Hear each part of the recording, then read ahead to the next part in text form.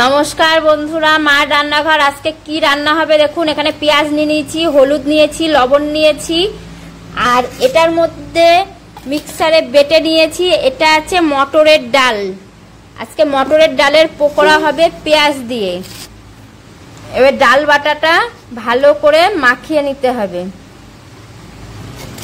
দেখতেই পাচ্ছেন বন্ধুরা, মটরের ডালটা পেঁয়াজের সঙ্গে ভালো করে মাখিয়ে নিতে হচ্ছে। ভালো করে এটা মাখাতে হবে, না মাখালে পরে ফুলবে না, ভেতরে কাঁচা কাঁচা থাকবে। যত মাখানো যাবে, যত ফাটানো যাবে, তত বেশি ভালো হবে। মটরের ডাল কাঁচা লঙ্কা দিয়ে ভালো করে ফাটানো হচ্ছে। এবার এটা দেওয়া হবে কড়াইতে। কড়াইতে তেল দিয়ে নেওয়া হয়ে গেছে, তেলটা তেতে গেছে। পকোড়াগুলো দিয়ে দিচ্ছে, মটরের ডালের বড়াগুলো দিয়ে দিচ্ছে। দেখতেই পাচ্ছেন ছোট ছোট করে বড়াগুলো তেলের উপরে ছাড়ছে। খেতে চাইলে অবশ্যই চলে আসো, অবশ্যই কমেন্ট বক্সে জানাবে কে কে খেতে চাও। মটরের ডালের পকোড়াটা রেডি হয়ে গেছে, আমি তুলে নেব।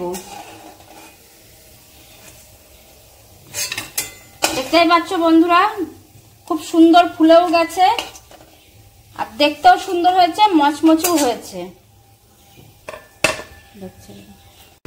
কে কে খেতে চাও পকোড়া অবশ্যই কমেন্ট বক্সে জানাবে। আর চলে আসো সবাই মিলে পকোড়া বসে যাই খেতে।